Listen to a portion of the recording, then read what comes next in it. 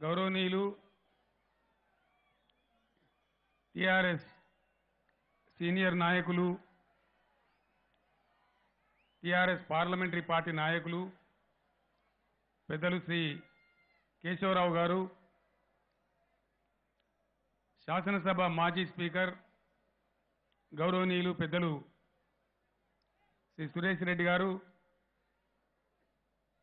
యువ నాయకులు నిజామాబాద్ జిల్లా నుంచి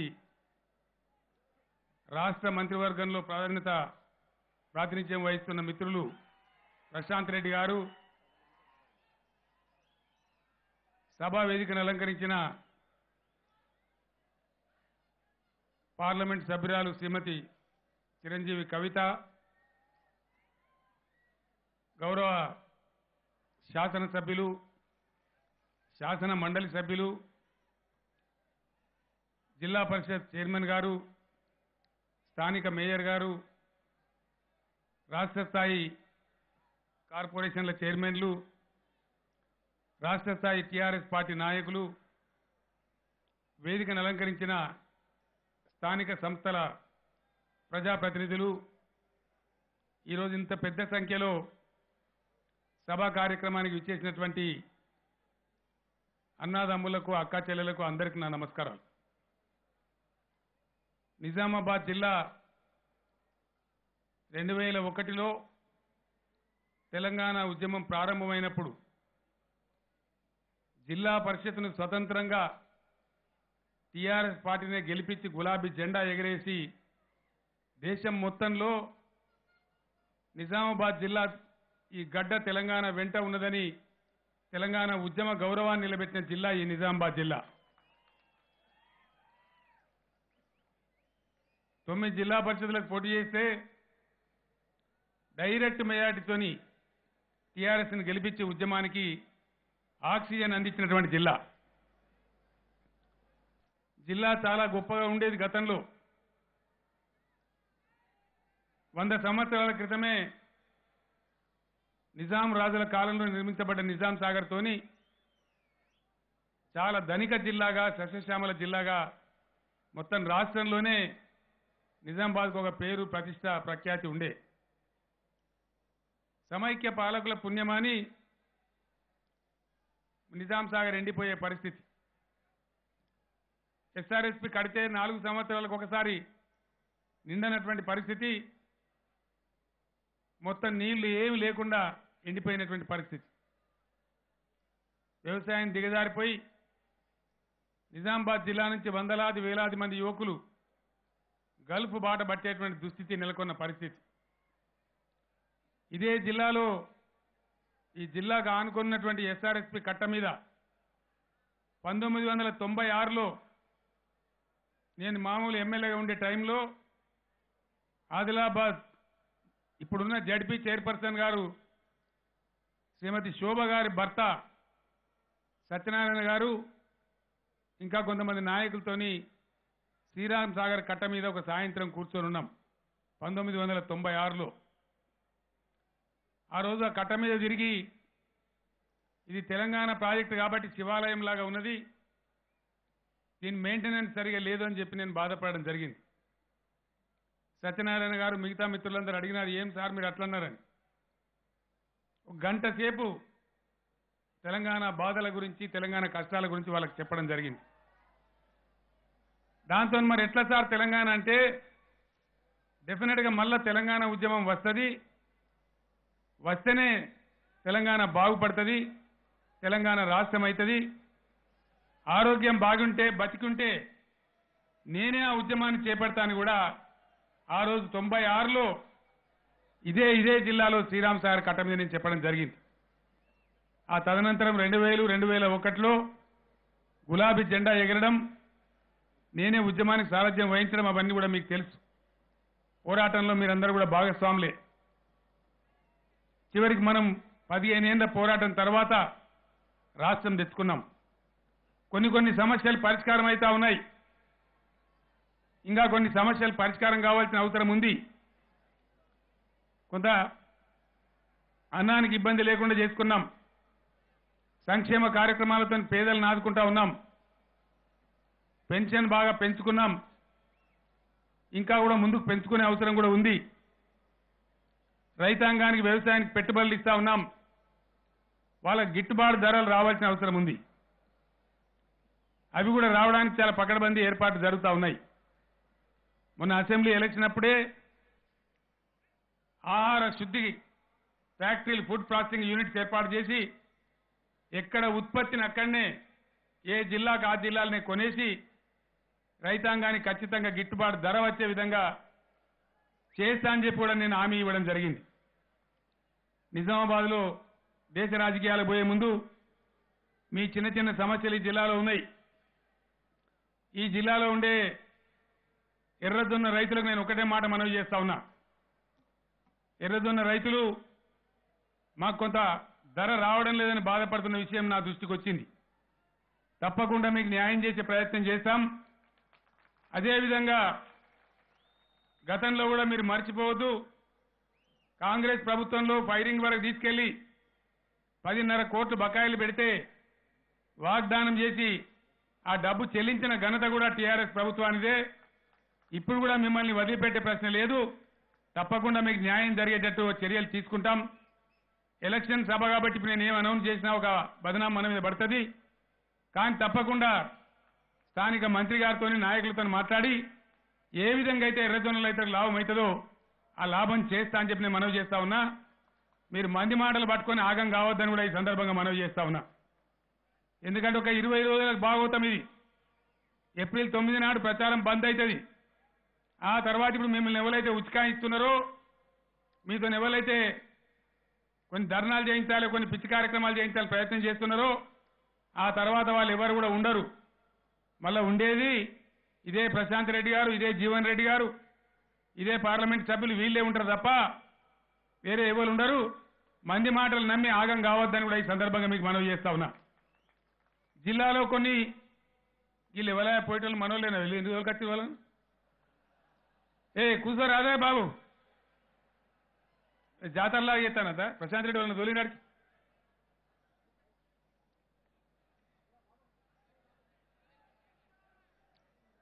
ఈరోజు కొన్ని కొత్త మండలాలు కావాలని చెప్పి జిల్లాలో డిమాండ్లు ఉన్నాయి.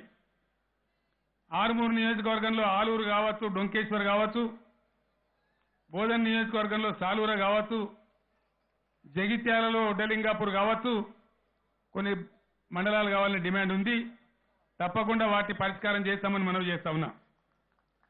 ఎవరికైతే రైతులై ఫారెస్ట్ భూముల సమస్య ఉందో మీరందరూ కూడా చూసినారు. మొన్న అసెంబ్లీలో ఒక నిజామాబాద్ జిల్లాలో లేదా సమస్య రాష్ట్ర వ్యాప్తంగా ఉంది.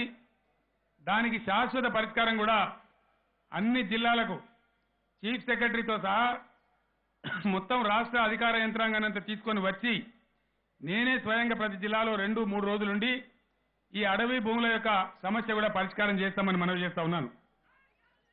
అదేవిధంగా ఎంబీసీ కార్పొరేషన్ పెట్టినాం. సంచార జాతులైన బీసీలు ఎవరైతే ఉన్నారో వాళ్ళకి ఇప్పటివరకు సరైన న్యాయం జరగలే. బ్యాంక్ టైఅప్ పెట్టి రుణాలు అడిగితే వాళ్ళకి రుణాలు రాలే. గంగిరెద్దుల వాళ్ళు కావచ్చు, పూసవేర్ల వాళ్ళు కావచ్చు, ఒడ్డెర వాళ్ళు కావచ్చు, దాదాపు చాలా మంది 120 కులాల వాళ్ళు ఉన్నారు.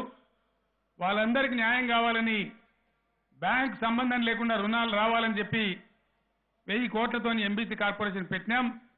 దాని ద్వారా ఒడ్డెర సోదరులకు కూడా తప్పకుండా ఆ స్కీమ్ వర్తింపజేస్తామని మనవి చేస్తా ఉన్నాను. ఈ ఎన్నికల్లో చాలా వాదాలు జరుగుతూ ఉన్నాయి. నేను మొన్న కరీంనగర్లో మాట్లాడినా, మీరు విన్నారు. అందరు వినకపోయినా మీలో చాలా మంది విన్నారు. నేనేమైనా తప్పు మాట్లాడినా, ఎవరైనా తిట్టినా, దేశంలో ఏం జరుగుతుందో చెప్పినా, దేశంలో ఏం జరగానో చెప్పినా, దాంతో కొందరు పీఠాలు కదిలిపోతున్నాయి. ముఖ్యంగా కాంగ్రెస్ బీజేపీ వాళ్ళవి. ఒకటే మాట నేను మీకు మనవి చేస్తా, దయచేసి ఎక్కువ నేను చెప్పదలుచుకోలే. అన్నం ఉడికిందా లేదా అంటే మొత్తం అన్నం బిస్కం. అక్కడ మా అన్నలు వచ్చిండ్రు ధర్మాబాద్ తాలూకా 40 గ్రామాల సర్పంచులు వచ్చిండ్రు మహారాష్ట్ర రాష్ట్రం నుంచి. నిజామాబాద్ మన రూరల్ ఎమ్మెల్యే గారు గోవర్ధన్ గారు ఫోన్ చేస్తే వాళ్ళు వస్తామన్నారంటే రమ్మని చెప్పండి అని చెప్పిన నేను. వాళ్ళు ఏం చేసినారు, మేము తెలంగాణ రాష్ట్రంలో కలుస్తామని వాళ్ళు డిమాండ్ చేస్తా ఉన్నారు.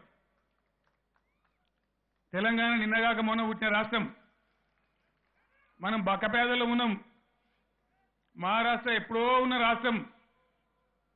వాళ్ళ దగ్గర జరిగిన దానికంటే ఎన్నో రెట్లు ఈ రాష్ట్రంలో మంచి పనులు జరుగుతున్నాయి కాబట్టి, ప్రజలకు మేలు జరుగుతుంది కాబట్టి మేము ఈ మహారాష్ట్రలో ఉండం, మమ్మల్ని తెలంగాణలో కలుపుండ్రి అని చెప్పి వాళ్ళు కొట్లాడుతూ ఉన్నారు. దయచేసి తెలంగాణ ప్రజలు దీన్ని బట్టి దేశంలో ఎక్కడ ఏం జరుగుతుందో అర్థం చేసుకోవాలని చెప్పి నేను మనవి చేస్తా ఉన్నా. నిజం మాట ఇది. దేశంలో ఎవ్వరు ఎన్నడూ చేయని మంచి పనులు పేద వర్గాల ప్రజలు ఎలక్షన్ రాగానే ఉపన్యాసాలు, బడుగు బలైన వర్గాలు, పేద ప్రజలు, బక్కోళ్ళు సాయం చేస్తామని 73 ఏళ్ళ మైకులు వలిపోవటి. ఇదే జిల్లాలో మీ కళ్ళ ముందు ఉన్నటువంటి సాక్ష్యం, మీ అందరి అనుభవంలో ఉన్న విషయం, మీకు బాగా తెలిసిన విషయం. ఈ దేశంలో 16 రాష్ట్రాలలో 52,32,000 మంది బీడీలు చేసి బతికే వాళ్ళు ఉన్నారు. 52 లక్షల మంది ఉన్నారు. దాంట్లో ఒక 4.5 లక్షల మంది మన తెలంగాణలో ఉన్నారు. తెలంగాణ రాష్ట్రం కాకముందు, టీఆర్ఎస్ ప్రభుత్వం రాకముందు చాలా ప్రభుత్వాలు ఉండే, చాలా పార్టీలు పరిపాలన చేసినాయి. ఈ బీడీ కార్మికుల గతి, వాళ్ళ బాధ ఎవ్వరు కూడా పట్టించుకోలే. కాంగ్రెస్, బీజేపీ 2 పార్టీలు ఫెయిల్ అయినాయని మొన్న చెప్పిన కరీంనగర్లో. ఈరోజు నేను అడుగుతా ఉన్న రాహుల్ గాంధీ గారిని, నరేంద్ర మోడీ గారిని, కాంగ్రెస్ పరిపాలించే రాజస్థాన్లో బీడీ కార్మికులు ఉన్నారు, మధ్యప్రదేశ్లో చాలా పెద్ద సంఖ్యలో బీడీ కార్మికులు ఉన్నారు, ఛత్తీస్గఢ్లో ఉన్నారు, ప్రధానమంత్రి గారి సొంత రాష్ట్రం గుజరాత్లో బీడీ కార్మికులు ఉన్నారు. ఇలా బీజేపీ ముఖ్యమంత్రి ఉన్నటువంటి ఉత్తరప్రదేశ్లో బీడీ కార్మికులు ఉన్నారు. మన పొరుగు రాష్ట్రం మహారాష్ట్రలో కూడా బీడీ కార్మికులు ఉన్నారు. ఏ ఒక్క రాష్ట్రంలో కూడా మనం ఇచ్చే 1000 రూపాయల పెన్షన్ ఆ బీడీ కార్మికులకు ఇవ్వడం లేదు. నేను ఫెడరల్ ఫ్రంట్ రావాలని చెప్తున్నా. మన రాష్ట్రంలో బీడీ కార్మికుల బాధలు ఎట్లున్నాయో, వాళ్ళు ఎట్లయితే ఇబ్బందులు ఉన్నారో, మిగిలిన 16 రాష్ట్రాలు కూడా అవే బాధలు ఉన్నాయి. బీజేపీ పాలించే రాష్ట్రాలలో ఇయ్యరు, కాంగ్రెస్ పాలించే రాష్ట్రాలలో ఇస్తలేరు. ఇండియాలో బీడీ కార్మికులకు ఇయ్యాలడ దాకా 1000 రూపాయల పెన్షన్ ఇచ్చి ఆదుకునే ఒకటే ఒక పార్టీ, ఒకటే ఒక ప్రభుత్వం టీఆర్ఎస్ ప్రభుత్వం, తెలంగాణ ప్రభుత్వం అని చెప్పి మనవి చేస్తా ఉన్నా. 1000 రూపాయలు ఇప్పటిదాకా ఉంది. మొన్ననే బడ్జెట్లో పాస్ చేసినాం, 2000 రూపాయలు ఇవ్వబోతా ఉన్నాం. రాబోయే నెల నుంచి బీడీ చెల్లెళ్లకు 2000 రూపాయల పెన్షన్ వస్తుందని మనవి చేస్తా ఉన్నా. అదేవిధంగా provident fund cut off date 2014 వరకు ఉండే, దాన్ని కూడా రద్దు చేసినాం. లేటెస్ట్ ఈ రోజు వరకు కూడా ఆ పెన్షన్ తీసుకోవడం జరుగుతుంది, పరిగణించడం జరుగుతుందని కూడా నేను మనవి చేస్తా ఉన్నా. ఇగో దీనికోసమే దేశంలో కాంగ్రెస్ లేని, బీజేపీ లేని ఫెడరల్ ఫ్రంట్ ప్రభుత్వం రావాలి అని చెప్పి నేను కోరుతా ఉన్నా. తప్ప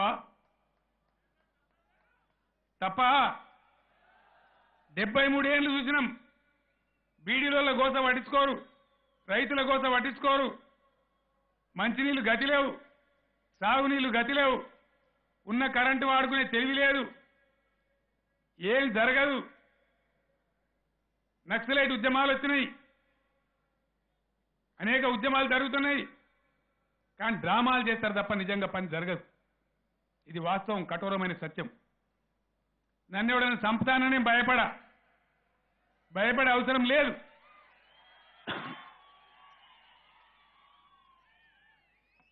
వట్టియే గప్కాలు కొట్టి మాట్లాడి లొల్లిపెట్టి, అదేంటి దాని పేరేంది, అది సోషల్ మీడియా. ఈ బీజేపీ వాళ్ళు ఒక 10-20 గ్రూపులు మోగు చేశారు. దానిలో మొన్న కరీంనగర్లో నేను మాట్లాడిన కానించి నన్ను తిట్టింది కూడా తిడతానుగా. నేను తప్పు మాట్లాడినట, ఉన్నది మాట్లాడితే వాస్తవం చెప్తే తప్ప అబద్ధమా? నేను చెప్తున్న మాట నిజంగా ఇవ్వాలండి. ఇవాళ మీరు వింటున్నారు, 2 ఉపన్యాసాలు వింటున్నారు. రాహుల్ గాంధీ గారు ఉపన్యాసాలు వింటున్నారు, ప్రధానమంత్రి మోడీ గారు ఉపన్యాసాలు కూడా వింటున్నారు. వాళ్ళు ఎంత లొల్లి పెడుతున్నారంటే మైకులు వలిగిపోతున్నాయి. ఇక ఎవరి మీద పెడతాను లొల్లి వాళ్ళు? 65 ఏళ్ళు ఈ దేశాన్ని పాలించిన వాళ్ళు ఎవరు? 73 ఏళ్లలో 54 సంవత్సరాలు ఈ దేశాన్ని పరిపాలించింది కాంగ్రెస్ పార్టీ కాదా? అబద్ధమా? 11 ఏళ్లు బీజేపీ పరిపాలించింది నిజం కాదా? ఈ 65 ఏళ్ళు మీరు చాలా 6 సందమావాలు 7 సూర్యులు పెడితే దేశం వెలిగిపోతుండే కదా. ఎందుకు పెట్టలేకపోయిందని చెప్పి అడుగుతా ఉన్నా. ఎందుకు పెట్టలేకపోయిందని అడిగితే ఇతరులను నిందిస్తారా, తిడతారా, దాడి చేస్తారా, పిచ్చి పిచ్చి కూతలు కూస్తారా? నేను చెప్పింది ఏది అబద్ధం? ఏదైనా అబద్ధం ఉన్నదా? 65 ఏళ్ళు వీళ్ళు పరిపాలిస్తే మధ్యలో మొరార్జీ దేశాయ్, చరణ్ సింగ్, విపి సింగ్, చంద్రశేఖర్, గుజరాల్, దేవేగౌడ ఇట్లాంటి వాళ్ళు ఒక 6-7 ఏళ్ళు ఉన్నారు. వాళ్ళని దించేసిండ్రు ఈ 2 పార్టీలే.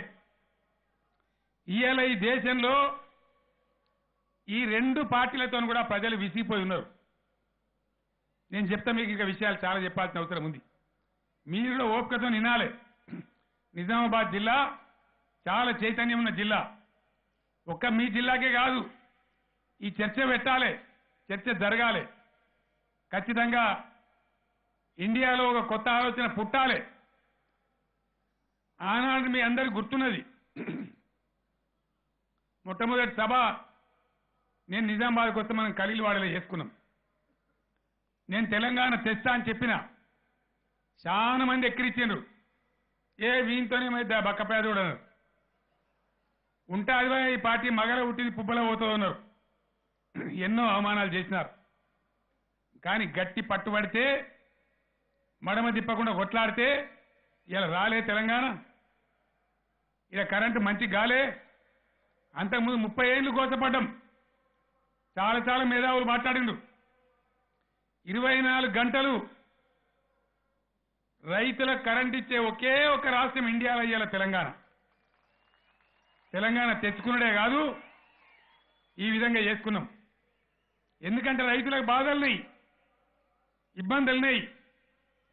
రైతులు రాజులు కావాలి, వాటి డైలాగులు కొడితే కాదు. అందుకే ఎవడు ఏం చెప్పినా వినకుండా రైతుల హక్కులు రైతులకే ఉంచి పాస్బుక్ల అనుభవదార కాలం తీసేసి భూమి మీద ఖచ్చితంగా రైతుకే హక్కే ఉంచి 4,000 ఎకరానికి పంట పెట్టుబడి 5,000 చేసి నీళ్లు తీసుకొని వస్తా ఉన్నాం. పెట్టుబడి రావాలి, ఫ్రీ కరెంట్ రావాలి, గిట్టుబాటు ధరలు రావాలి. గిట్టుబాటు ధరల కోసం నాకు కొంత టైం కావాలి. మీ అందరికీ తెలుసు, రైతు సమన్వయ సమితిలు ఏర్పాటు చేసినాం. వాళ్ళ పని ఇంకా మొదలు కాలే. పంట కాలనీలు ఏర్పాటు చేయాలి. ఎవరు పడితే వాళ్ళు ఏది పడితే అది పండించి రోడ్ల మీద దునుకులాడతామంటే కాదు. డిమాండ్ ఉండే పంటలే పండియాలి. గవర్నమెంట్లో కానీ మన వ్యవసాయ యూనివర్సిటీ కానీ ఇప్పుడు అదే చర్చలు జరుగుతూ ఉన్నాయి. జూన్ తర్వాత ఈ ఎలక్షన్ల బొబ్బ అయిపోతే ఆ పని ముందరేసుకుంటాం. నేను కూడా మీ అందరితో మాట్లాడుతున్న టీవీల ద్వారా కావచ్చు, ప్రత్యక్షంగా జిల్లాలకు వచ్చి కావచ్చు, రైతుల సమావేశాలు పెట్టి ఏ జిల్లా ఏ పంటలకు అనుకూలమో, ఏ పంట వేస్తే మంచి ధరలు వస్తాయో ఆ నిర్ణయాలు మనందరం కలిసి తీసుకుంటాం. అదే పద్ధతిలో పంటలు పండిస్తాం. పంటల కోసం సాగునీళ్లు కావాలి.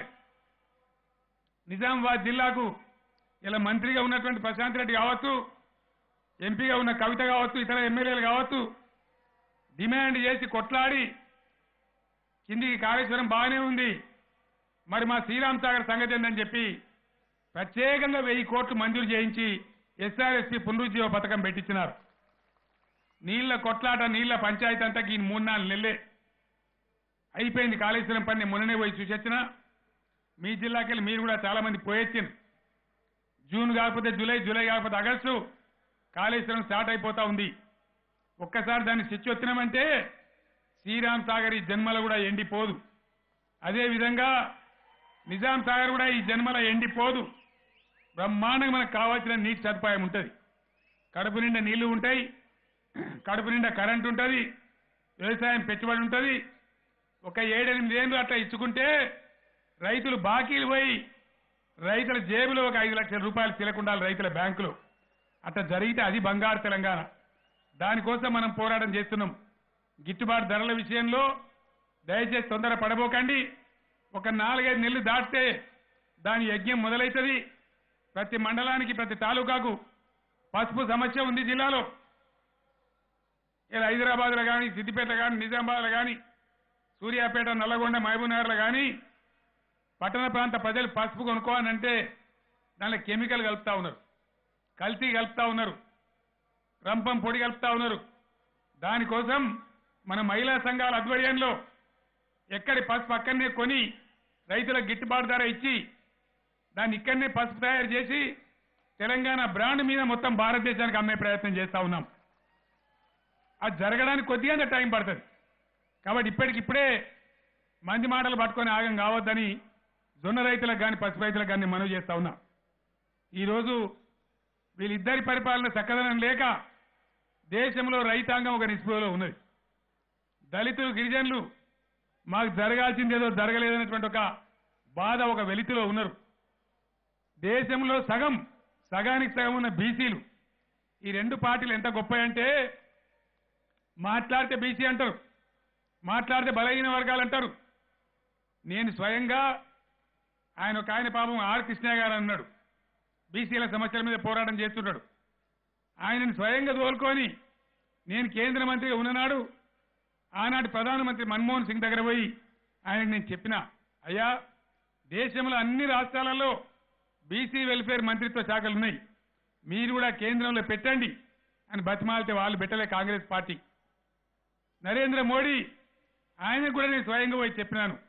ఇదే ఆర్ కృష్ణయ్య కూడా చెప్పినాడు, ఈయన కూడా పెట్టలే. డైలాగులు కొడతారు, మాటలు మాట్లాడతారు తప్ప క్రియాశీలంగా పనిచేయరు.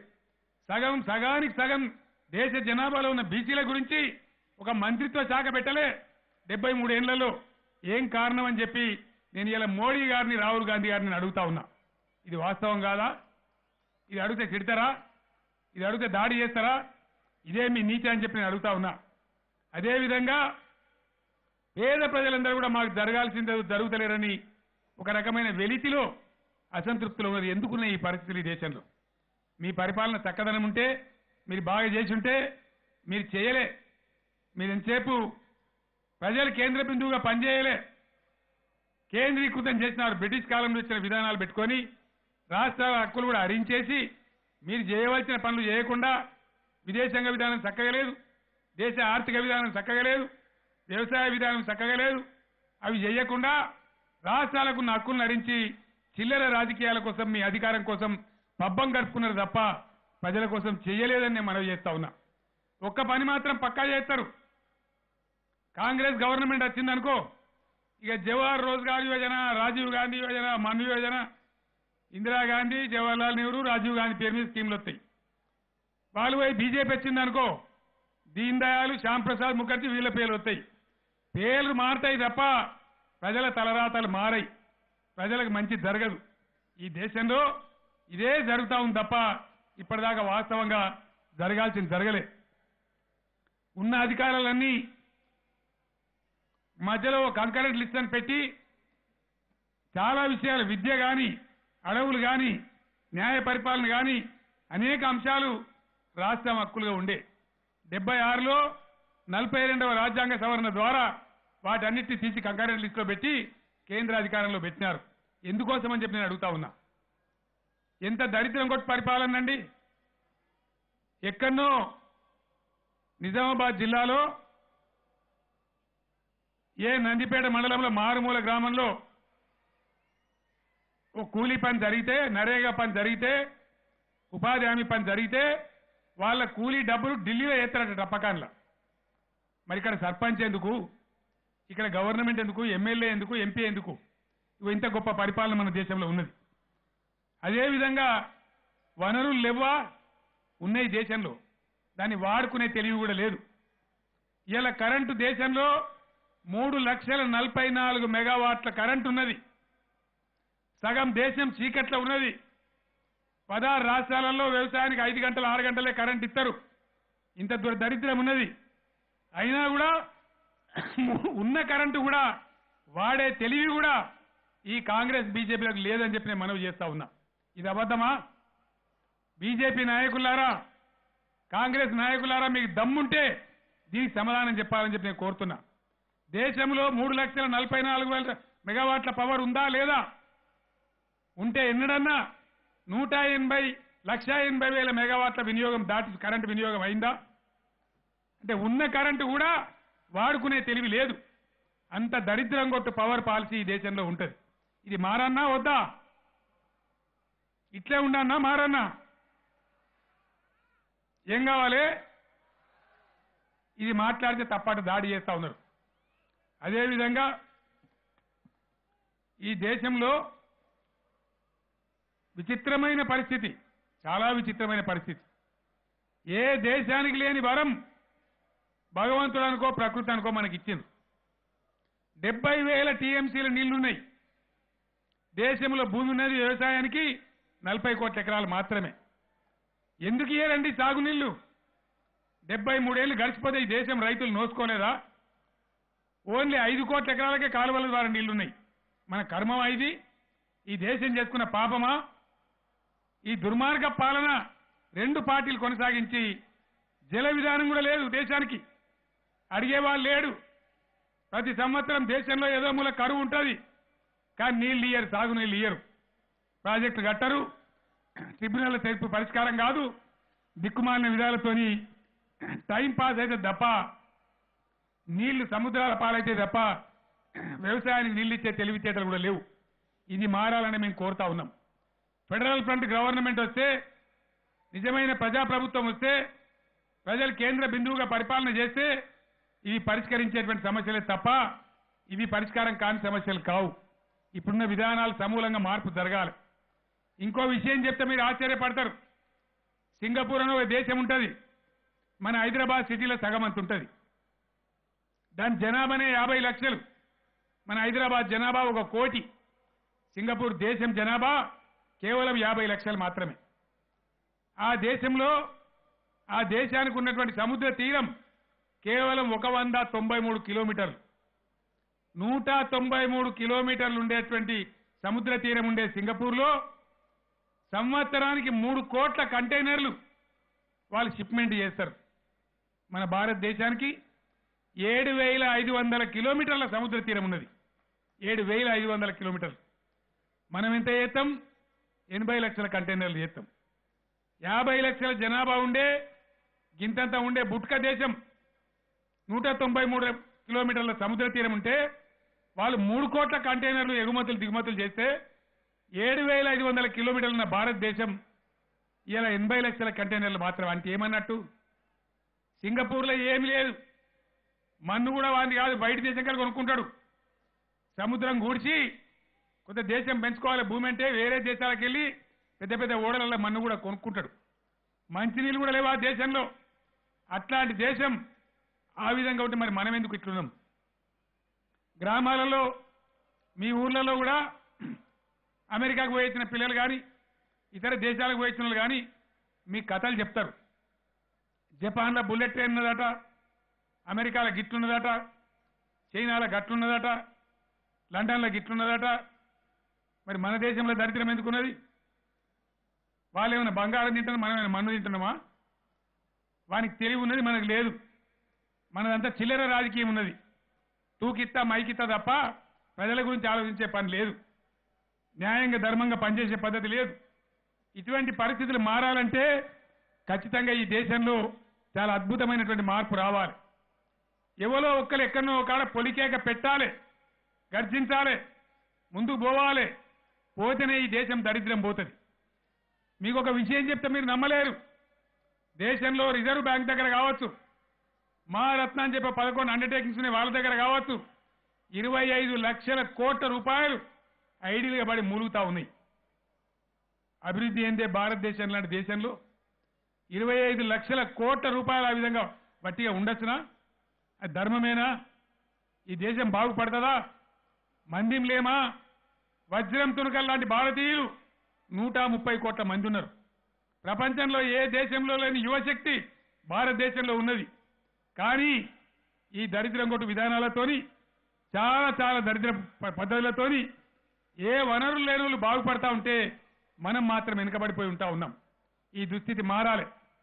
దయచేసి ప్రజలందరూ ఆలోచించాలని చెప్పి నేను కోరుతా ఉన్నా. లారీలు నడతాయి, జాతీయ రహదారుల మీద వేరే దేశాలలో లారీల యొక్క స్పీడు 80 నుంచి 115 కిలోమీటర్ల స్పీడ్ ఉంటుంది. మన దగ్గర 50 కిలోమీటర్ల స్పీడ్ ఉంటుంది. వాళ్ళు 100 కిలోమీటర్లు ఉంటే మనం 50 సగం ఉంటాం. సరుకు రవాణా చేసేటువంటి లారీలు ఉంటాయి, మాల్ గాడీలు ఉంటాయి, రైళ్లు ఉంటాయి. బయటి దేశాలలో వాటి స్పీడ్ 80 కిలోమీటర్లు. మన దేశంలో కేవలం 24 కిలోమీటర్లు ఒక గంటకు పోయేది. ఈ దేశం బాగుపడుతుందా? ఎక్స్ప్రెస్ వేలు ఉన్నాయా? మంచి రోడ్లు ఉన్నాయా? మంచి పోర్ట్లు ఉన్నాయా? విమానయానం చక్కగా ఉన్నదా? విమానాల్లో వేరే దేశాలు ఎంత తిరుగుతారు, మనం ఎంత తిరుగుతాం? ఏం దరిద్రం ఇది? ఎందుకు ఆలోచిస్తలేం? చైనా దేశం 1971-75 వరకు కూడా మనకంటే తక్కువ జీడిపిలో ఉండే. ఇలా మనతో 4 రెట్లు అయింది. చైనా అంటే ఎక్కడనో లేదు, మనకు అంటుకొని ఉంటుంది, మనకు తలిగే ఉంటుంది. హిమాలయాల పర్వతాలకు అవతల చైనా, యువతల మనమున్నాం. మరి ఎందుకు ఈ దరిద్రం అని చెప్పి నేను అడుగుతా ఉన్నా. వాళ్ళు బాగుపడతారు ఎట్లా, మనం ఇక్కడనే ఉంటాం ఎట్లా? దీనికి కారణం ఏంది? ఇలా దేశం ఖచ్చితంగా ఆలోచన చేయాలి. కొత్త ఆర్థిక విధానం, న్యూ ఎకనామిక్ మోడల్ రావాలి, న్యూ అగ్రికల్చర్ పాలసీ రావాలి. రైతుల్లో పేదలలో అశాంతి పోవాలి. రైతులకు ఖచ్చితంగా గిట్టుబాటు ధరలు రావాలి. రైతు బంధు, రైతు బీమా యావత్ భారతదేశంలో అమలు కావాలి. దేశాన్ని క్రాప్ కాలనీల కింద విభజన చేయాలి. ఆర్థిక సంస్కరణలు తీసుకొని రావాలి. దేశ ఆర్థిక పరపతి పెరగాలి. రాజ్యాంగంలో ప్రబలమైన మార్పులు రావాలి. న్యాయ పరిపాలనలో కూడా మార్పులు రావాలి. రాకపోతే లాభం లేదు. ఈ దేశం గిట్నే కునారెళ్ళిపోతుంది తప్ప, ప్రజలు ఇట్లే నిరాశకు గురవుతారు తప్ప వాస్తవంగా ఈ దేశం బాగుపడది. అందువల్ల ఈ దేశం బాగుపడాలంటే ఎక్కడెక్కడ మార్పులు అవసరమో ఆ మార్పులు కరాఖండిగా మనం చేసుకోవాలి. బెస్ట్ ప్రాక్టీసెస్ కాదు, నెక్స్ట్ ప్రాక్టీసెస్ మాట్లాడాలి. రోజు ఉపన్యాసాలు అంటే బాధ కలుగుతుంది. రాహుల్ గాంధీ మాట్లాడతాడు, నరేంద్ర మోదీ దేశ్ కా ప్రధానమంత్రి చోర్ హై. నరేంద్ర మోదీ గారు మాట్లాడతారు, రాహుల్ గాంధీ వాళ్ళ అమ్మాయి ఇద్దరు నేషనల్ హెరాల్డ్ కేసులో ఉన్నారు, వాళ్ళు జమానత్ మీద బెయిల్ మీద బయట తిరుగుతా ఉన్నారని ఆయన చెప్తాడు. వీళ్ళు దేశ నాయకులా? వీళ్ళ ప్రధానమంత్రులు కావాల్సింది? దయచేసి ప్రజలు ఆలోచించేయాలి. వీళ్ళు ఈ విధమైన పద్ధతులు విడువరు, మారరు. ఆ మార్పు ప్రజల నుంచే రావాలని చెప్పి నేను మనవి చేస్తా ఉన్నా. నేను కొన్ని విషయాలు గట్టిగా నిలదీస్తే కాంగ్రెస్ వాళ్ళ ఒక దిక్కు, బీజేపీ వాళ్ళ ఒక దిక్కు నా మీద ఒంటి కాలుతో లేస్తా ఉన్నారు. దయచేసి ప్రజలు కూడా బాగా ఆలోచన చేయాలి. ఎవరు ఎటువంటి పద్ధతులున్నాయో ఆలోచన చేయాలి. కొత్తగా తెలంగాణ తెచ్చి టీఆర్ఎస్ దేశంలో ఎక్కడలేనటువంటి సంక్షేమం రైతులకు కావచ్చు, పేదలకు కావచ్చు ఏ విధంగా చేస్తున్నదో, ఏ విధంగా జరుగుతున్నదో మీ కళ్ళ ముందర ఉన్నది. ఇతర రాష్ట్రాల్లో ఎట్లా ఉందో ధర్మాబాద్ నుంచి వచ్చిన సోదరులే మీ ముందర ఉన్నారు. ఈరోజు లక్ష్మణ్ అంటే ఆయన బీజేపీ అధ్యక్షుడు, ఆయన నన్ను ఒక మాట అడిగింది, కేసీఆర్ నువ్వు కూడా హిందూ అంటున్నావు కదా, రామజన్మభూమి మీద నీ స్టాండ్ ఏంది అని అడిగింది. నేను ఒక మాట అడుగుతున్నా, లక్ష్మణ్ గారు మీది రాజకీయ పార్టీ, ప్రజల కోసం పనిచేసే పార్టీ, లేకపోతే మత ప్రచారం చేసే పార్టీ? ఆ స్టాండ్ ఫస్ట్ నువ్వు చెప్పు. నీ స్టాండ్ నువ్వు చెప్పు, ఆ తర్వాత నేను చెప్తా. ఎందుకంటే రామ జన్మభూమి, రావణ జన్మభూమి, శ్రీకృష్ణ జన్మభూమి, కంస జన్మభూమి, దుర్యోధన జన్మభూమి, ఇక సత్యభామ జన్మభూమి, శూర్పణఖ జన్మభూమి, ఈ పంచాయతీలు రాజకీయ పార్టీలు చేయాలన్నా? ఏ జన్మభూమి ఎవరిదో, ఏది ఎక్కడ ఉన్నానో నిర్ణయించాలి. ఎవరు నిర్ణయించాలి? అగో శృంగేరి పీఠంలో జగద్గురు శంకరాచార్యుడు ఉన్నాడు, అగో చిన్నజీయర్ స్వామి ఉన్నాడు, పీఠాధిపతులు ఉన్నారు, ధర్మ ప్రచారకర్తలు ఉన్నారు, మఠాలున్నాయి, మతాధిపతులు ఉన్నారు. వాళ్ళు చేయాలి. మన రాజకీయ నాయకుల పని కాదు. మనం ప్రజల సమస్యలు పరిష్కరించాలి. రైతులకు నీళ్లు తేవాలి, రైతులకు కరెంటు తేవాలి, ప్రజలకు బాధలు పోవాలి, నిరుద్యోగ సమస్య తీరాలి. ఇవి జరగాలి. కానీ జన్మభూములు మాట్లాడితే ప్రజల జాతకాలు మారాయి, ఎట్టి పరిస్థితులలో ఉండదు. మీరు ఎలా ఇవన్నీ కాదు, ఈ మాటలు, ఈ జన్మభూములు పనికి మాలిన సిద్ధాంతాలు చెప్పి పనికి మాలిన కథ మీరు చేస్తా ఉన్నారు. ఇదే విధంగా మీరు ఎలా జన్మభూమి ఎవరిది అనే పంచాయతీలు తెంపుడు కాదు రాజకీయ పార్టీల పని, ప్రధానమంత్రుల పని కాదు. అంత అత్యవసరం అనుకుంటే 2 వర్గాలకు పంచాయతీ ఉంటే మ్యాటర్ సుప్రీంకోర్టులో ఉన్నది, న్యాయస్థానాలున్నాయి, వాళ్ళు తేలిస్తారు. దాన్ని మనం జోక్యం చేసుకోవాల్సింది కాదు. ఇలా ప్రజల సమస్యలు కావాలి. మాట్లాడితే హిందూ హిందూ అని మాట్లాడతారు. ఎవరు మేమంతా హిందువులం కాదా? పిల్లగాళ్ళు పుట్టి 21 దినం చేసుకుంటలేమా? పెరిగిన పోరగాళ్ళకి పెళ్లిళ్ళు చేస్తలేమా? అయ్యగారిని పిలిచి సత్య తద్దినాలు పెట్టుకుంటలేమా? మనం గుళ్ళకు పోతలేమా? గుండు కొట్టించుకుంటలేమా? బీజేపీ వాళ్ళు చెప్తేనే పోతున్నాం. మనం ఎంత గరీబ్ వాళ్ళైనా ప్రతి ఇంట్లో దేవుని ఫోటో అని ఉంటుంది. ఆఖరికి చిన్న గుడి అనే ఉంటుంది, లేకపోతే ఒక క్యాలెండర్ వెంకటేశ్వర స్వామితో శివుందో శంకరుందో ఫోటో ఉంటుంది. రోజు పొద్దున్నైతే దండం పెడతాం. వీళ్ళు చెప్తేనే దండం పెడతామా? అంటే ఇతర మతాలను తిట్టేవాడే హిందూ అనే పద్ధతిలో మీరు చెప్తున్నారు. అట్లా చెప్పలే. హిందూ మతం ఆ బోధన చేయలే. అందరినీ గౌరవించమని చెప్పింది హిందూ మతం, అందరినీ ప్రేమించమని చెప్పింది. మీదేమో రాజకీయ హిందుత్వ, మాది నిజమైన హిందుత్వ. మేము దేవుని నమ్మే హిందుత్వ, మాది ఆధ్యాత్మిక హిందుత్వ. మీరు డూప్లికేట్ హిందువులు. లక్ష్మణ్ గారు, ఇంకా చాలా రోజులు మీ ఆటలు సాగాయి. ఇవాళ అన్ని వర్గాలు బాగుండాలి, ప్రజలందరూ బాగుండాలి. మన వేదాలు ఎక్కడ చెప్పలే పాలనను తిట్టమని, భగవద్గీతలు ఎక్కడ చెప్పలే, భగవంతుడు కూడా ఎక్కడ చెప్పలే. అన్ని మతాలు అన్ని వర్గాలు అందరు బాగుండాలని మేము చెప్తున్నాం. మీ ఓట్ల రాజకీయం కోసం, చిల్లర రాజకీయాల కోసం మీరు మాట్లాడుతూ ఉన్నారు. ఒక పెద్ద పూజ చేస్తాం, యాగం చేస్తాం, ఏం చెప్తారండి?